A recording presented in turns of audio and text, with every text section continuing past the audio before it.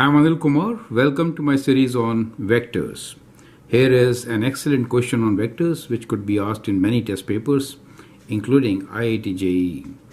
The question here is, if A and B are unit vectors with angle theta between them, then find the value of absolute value of A minus B. 4 choices are given to you. You can always pause the video, answer the question, and then look into my suggestions. Now let's solve. What we are given here is that the absolute value of A is equal to that of B. Both are unit vectors, right? So at times we do write unit vectors like this also. So that is given to us. We need to actually evaluate the absolute value of A minus B. Now to find it, what we can do is we can just square this, and we know that the square of this should be equal to the dot product of A minus B, right? Correct? So that is very important. So we know that if you do A dot A, what you get really is the magnitude of A square. In our case, this is going to be 1, right? Similarly, B dot B is also going to be equal to 1. So we'll use this in solving further. So what we get here is A dot A minus A dot B minus B dot A plus B dot B. Now, dot product is commutative, so they can be combined, right? So we know that A dot B is equal to B dot A, is commutative. Okay.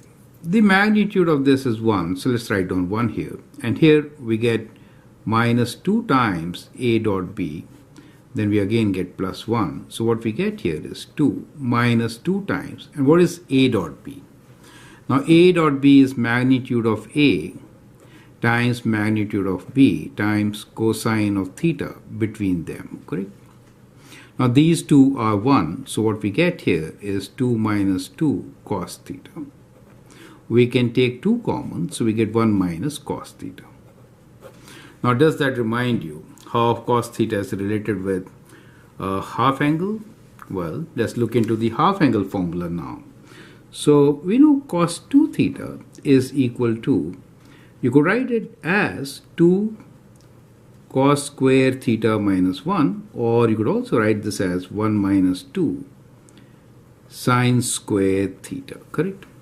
Now we have 1 minus cos theta, so let's take this on the other side.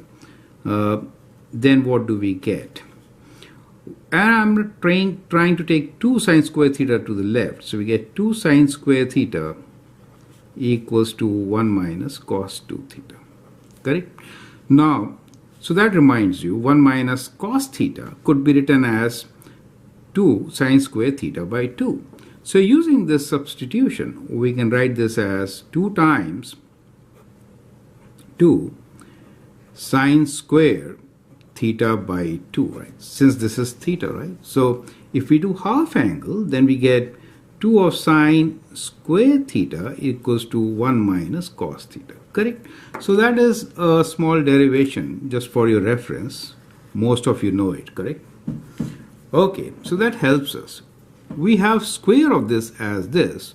So what is the value of absolute value of A minus B? It is square root of this, correct? Square root of 2 times sine square theta by 2 clearly is equal to 2 times sine theta by 2, correct? So option D is the right option. Perfect. So that is how you could actually solve this particular question. So it's not that difficult. However, it is tricky. It involves a little bit of trigonometry, and that is always involved when you do vectors. So you should actually brush up these formulas for double angle, half angle when you're getting ready for such a test. I hope that helps. Feel free to write your comments and share your views. If you really like and subscribe to my videos, that'd be great. Share my videos with your friends. Thanks for watching and all the best.